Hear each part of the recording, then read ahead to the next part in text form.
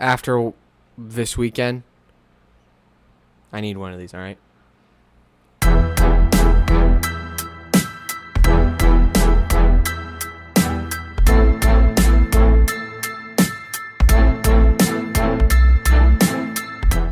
All right, let's get to it. Lions football, NFL's back, college football's back. I've been on the road. I've been busy. So if you're on YouTube and you're making fun of my non-existent facial hair, yeah, it's right here. I haven't had time to shave, all right? I took the first flight out on Saturday, and I took the last flight out on Sunday. Shout out to Frontier. That's the cheapest I could have done. I'll get more into that. I guess I'll get into it right now. Make sure that you like and subscribe on YouTube. And the vlog is up. I just posted it right before this. I was watching it during the first half of the Raiders game. And this is what I've done. If you're new here, this is what I do every single time. Sunday night football, typically, which I will be doing when I'm not traveling. And when I am traveling, I'm going to do it on Monday night. But I usually do it at halftime because I can't stay up. After the game, I'm always zonked. I can't do it, man. I can't stay up that late anymore. So, it's first half of the Monday Night Football game, and the Raiders don't look too bad. And the Ravens look average. But they're in a tough spot. But that's not what you come here for. You come here for me to talk about the Lions. I just got done watching the replay today of the Lions game because, as I tweeted and as you know, I had my first year anniversary. Thank you. Appreciate it. 1 year. We ate the cake. We did the whole thing where you eat the cake after 1 year, and it was disgusting, but that's fine. But Lions, I watched the replay, read all the articles. Here are some of my takes, all right? I get that the Lions looked bad. I understand that the Lions look bad. Call it like it is. They are bad. But here is my take. They're better than they have been since Jim Caldwell. Boy, I almost messed up that name. Yeah, okay, they gave up 41 points, and 7 of them were on a pick six. Yeah, okay, I get it. Yeah, Jimmy Garoppolo started and they won. Yeah, okay, sure. But look, I was talking to a friend of mine today about it, and he asked me, "Oh, Pierce, how do you feel about Jeff Okudah?" Because I think Jeff Okudah is a good example. I know he just tore his Achilles, but this is what I truly felt of him this year, and when I think of this defense this year, I truly, truly believe that Matt Patricia was so bad that it affects the defense today. And I think this isn't. I don't think this is just a one-off. Hey, let's fix the problem. The problem's fixed after one off season. No. I think players like Jeff Okudah. I think players like the whole defense. I'm not going to go name by name. I think the whole team is affected by those coaching schemes. That it's going to take a while for the Lions defense to develop, and it might take all year, and it'll start next year. I think you just got to look for the positives.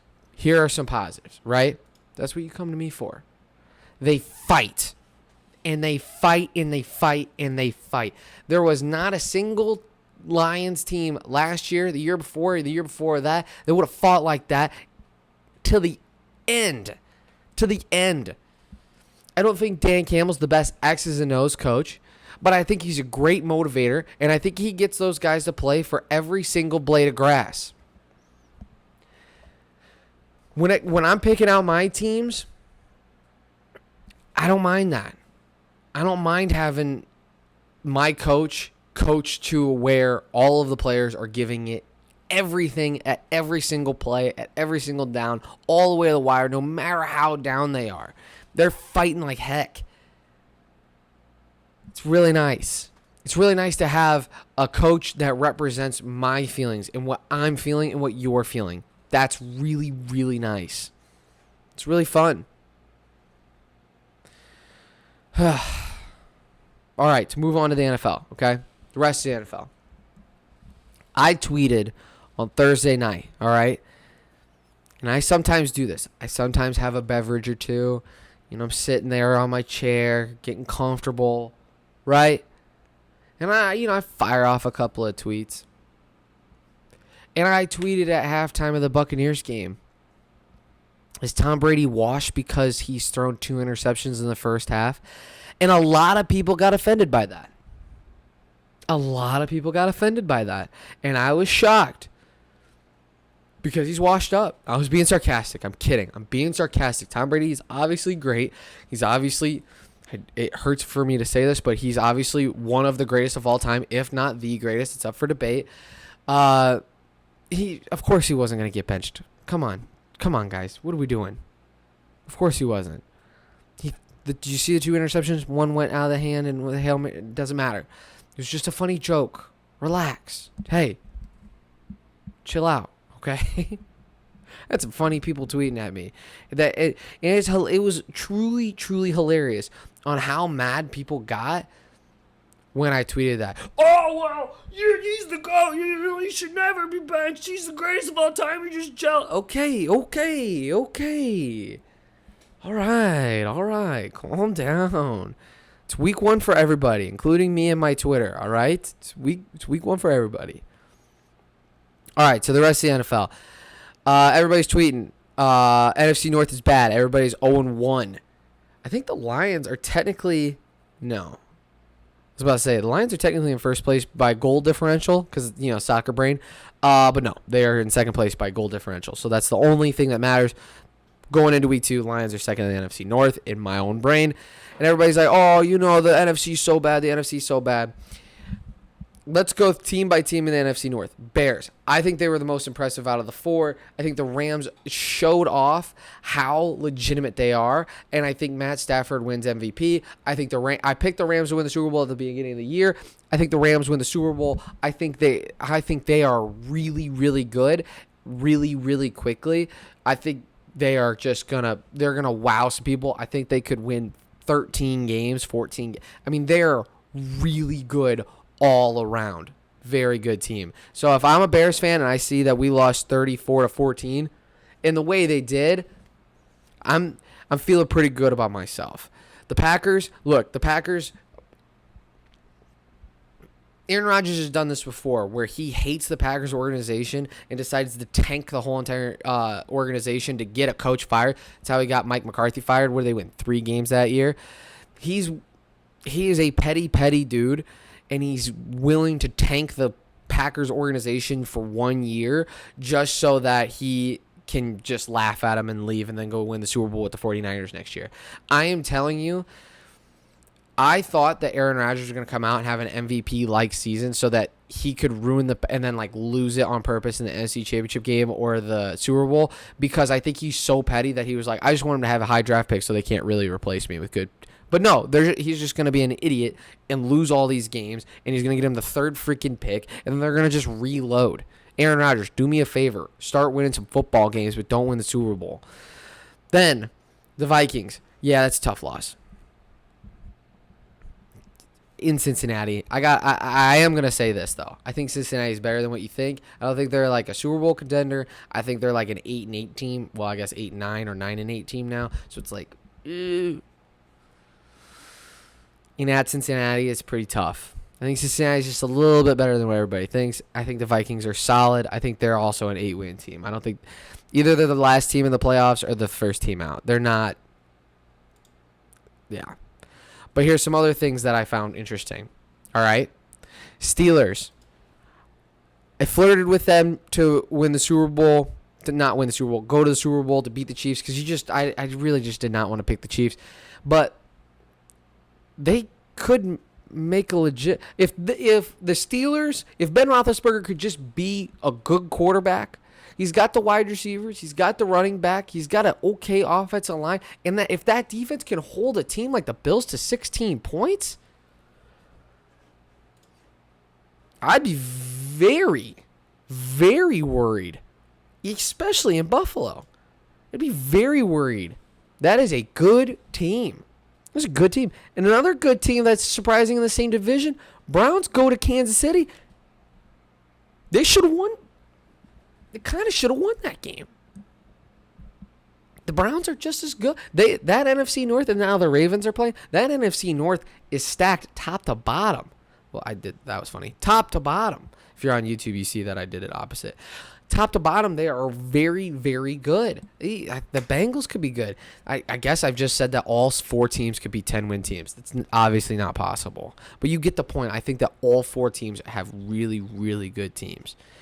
Now, let's go to 2 teams that were disgustingly bad, in my opinion. The Chargers. Everybody's talking about Herbert being an MVP. Everybody's talking about Herbert being great. Draft Austin Eckler. Oh, my gosh. The Chargers are going to be so... Ryan Fitzpatrick goes down, you only win by 4 points? Huh? Granted, great defense. Washington's got one of the better defenses in the NFL. Really? Really? That's your MVP right there? Yikes. And then last team, we got the 2 worst teams in the NFL I thought played last week. Jacksonville and the Texans. And my favorite meme for the Jaguars this week would be my expectations were low, but holy F. I mean, the Texans are terrible. I almost picked them to go 0-17. And for them to win that game? What? Are you kidding me? Not good. Very not good. Very not good. All right, switching subjects. Staying in football. College football. USC today fires Clay Helton after losing to Stanford. I tweeted this out, and a couple people tweeted at me some things. Look, all I'm trying to say about the Clay Helton deal is, why didn't you fire him in the offseason? I understand Stanford is really bad. I understand that you don't like Clay Helton. I understand that the fans wanted him fired. Okay. I get that. But after one loss, to fire him, you're tanking the program. I'm not a USC fan at all. Don't get me wrong. But fire him in the offseason. If he's one bad loss away, hey, man, cut your losses, get yourself a new coaching staff, let him implement some things, and start the process. But no, you fire him now, and now what are you going to get? Now you're just going to go a whole year of what?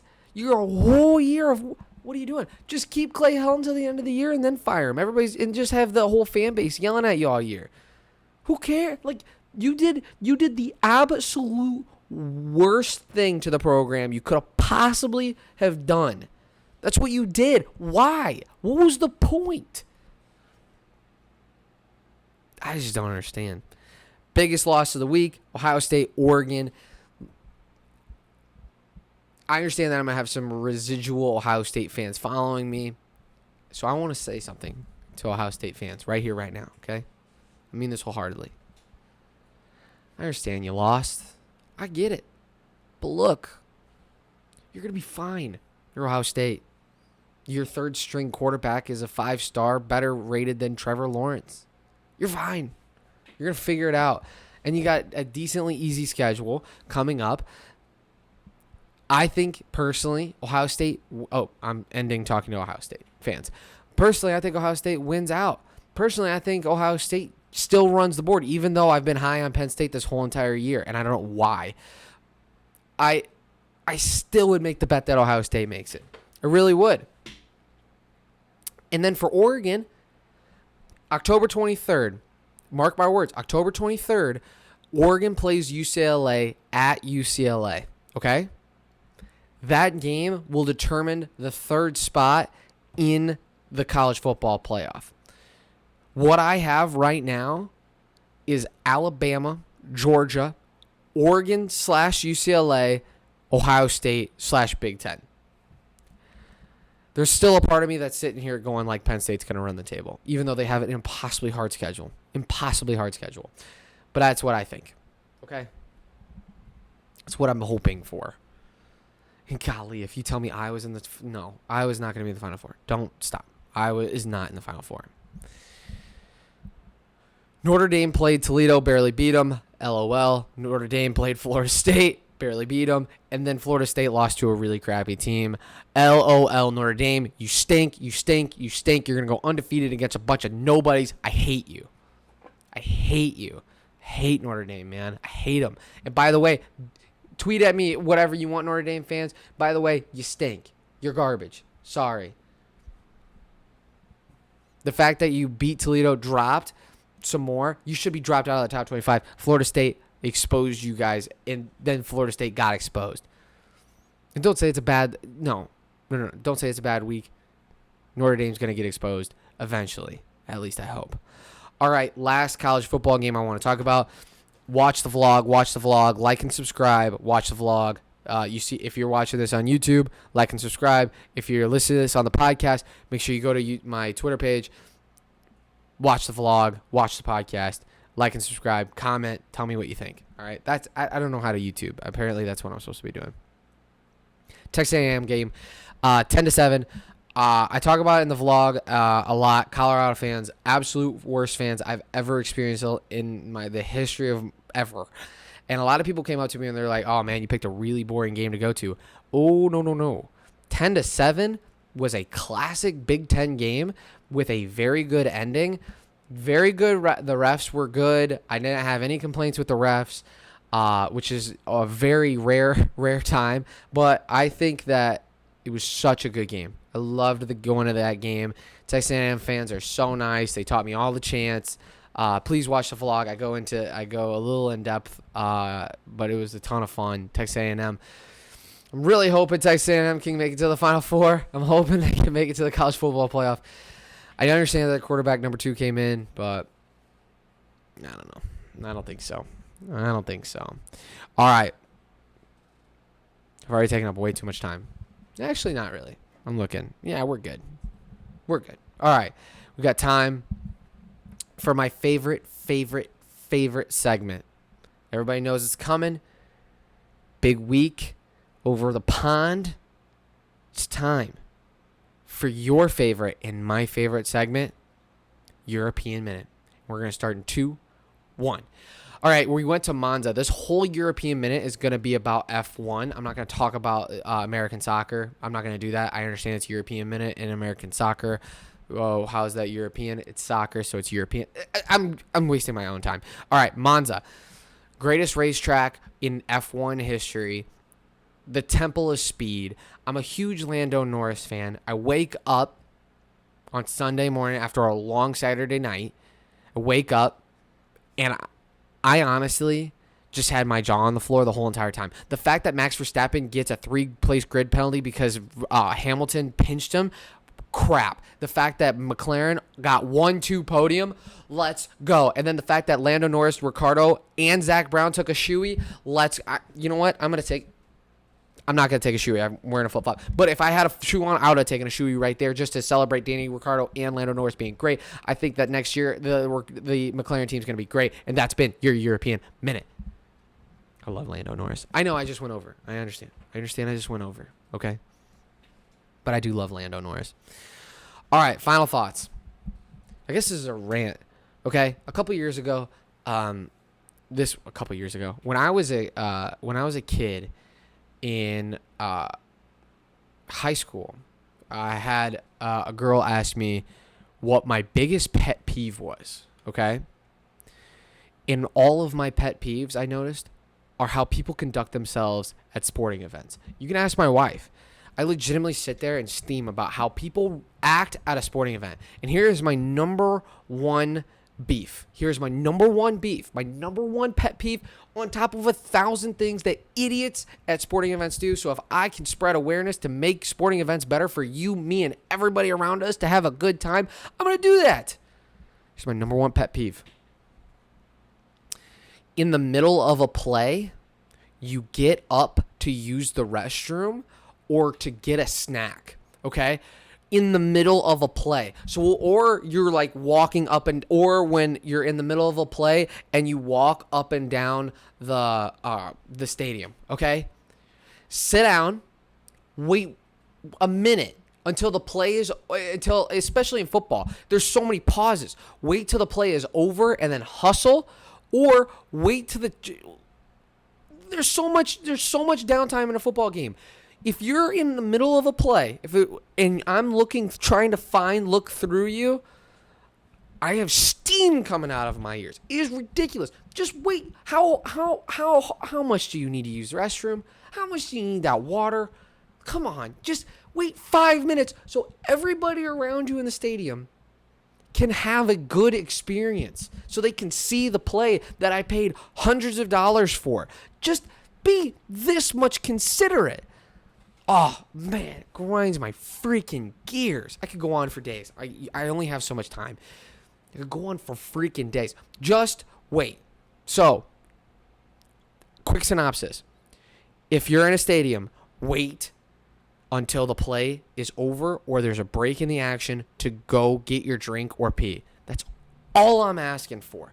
They even have the vendor guys. I'm not mad. And you're thinking, oh, well, Pierce hates the vendor guys. No. That's his job. And in my opinion, he makes it so there's less traffic.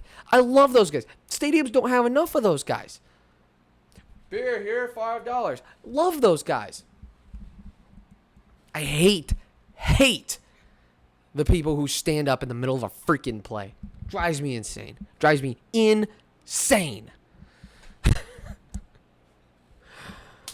My wife is staring at me, rolling her eyes currently. She's heard me say this how many times? Thousands times? 100,000 times? Every time I go to a game, I just sit there and just shake my head. I'm like, wish I could see the game, but Joe Schmo over here has to get a bottle of water right now.